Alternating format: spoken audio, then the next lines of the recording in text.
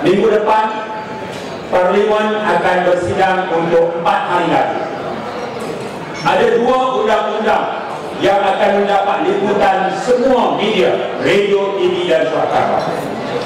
Yang pertama ialah memansuhkan, membatalkan Akta Keselamatan Dalam Negeri ISA, Internal Security Act. Akta yang dibuat pada tahun 1960 yang bertujuan menggantikan satu akta baru yang dibuat pada tahun 1960 setelah darurat berakhir, emergency berakhir.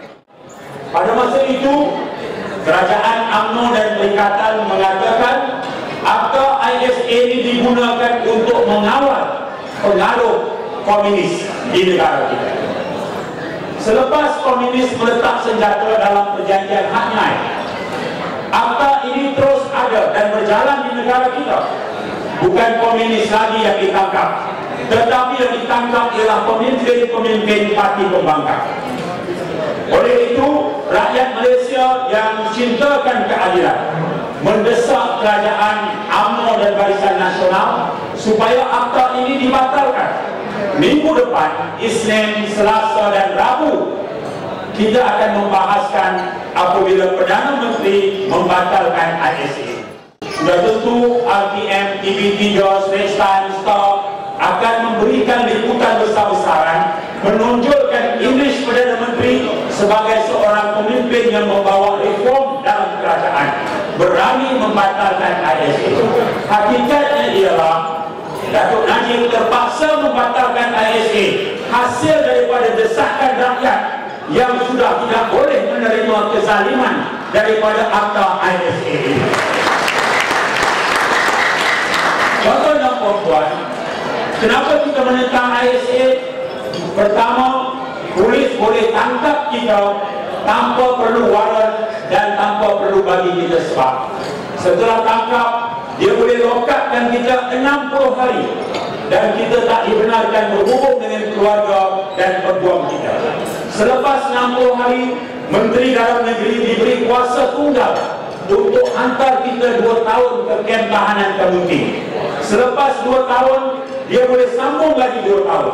Selepas 2 tahun, dia boleh sambung lagi 2 tahun. Seorang yang ditahan tak diberitahu charge apa kenapa dia ditahan, tak dibawa ke hadapan mahkamah, tak ada hakim yang mendengar pengadilan, tak dibenarkan peguam memberikan khidmat, dan tak ada proses rayuan. Kerana itulah akta ini bercanggah dengan sistem keadilan sejagat. Prinsip keadilan sejagat, universal justice ini tak terpakai, tak diikuti dalam akta yang dinamakan ISA. Minggu depan kita tutup era ISA ini. Walaupun media akan menjulang Najib sebagai pemimpin yang hebat kerana menghapuskan ISA, tetapi saya percaya rakyat tidak akan tertipu bahawa yang membuat akta ISA ialah UMNO dan Barisan Nasional. Maka mereka jugalah yang mesti menamatkan akta yang kejam ini, kerana dia memberikan kezaliman kepada setiap rakyat Malaysia yang cintakan keadilan. Akta kedua yang akan dibincang pada Parlimen minggu depan ialah pindahan amendment terhadap Akta Universiti dan College Universiti. Pindahannya ialah hari ini pelajar universiti tidak boleh menjadi ahli mana-mana parti politik. Yang akan dipindah minggu depan dalam Parlimen ialah seorang pelajar universiti boleh menyertai mana-mana parti politik.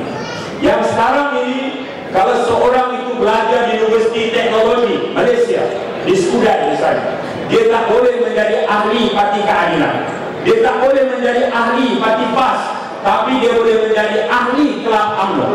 Kelab UMNO boleh, parti politik lain tak boleh. Jadi desakan mahasiswa, Datuk Najib terpaksa tunduk. Dia akan pindah perlembagaan ini membolehkan pelajar universiti turut menganggotai mana-mana parti politik. Ini satu lagi bukti kejayaan rakyat. Jika kita bersatu hati, UMNO tidak ada pilihan lain selain terpaksa tunduk kepada desakan rakyat. Tuan-tuan dan puan-puan yang saya hormati sekalian, Itulah saya pilih sebagai ucapan ringkas saya. Saya tidak menyentuh isu-isu dan skandal lain, terutama skandal lembu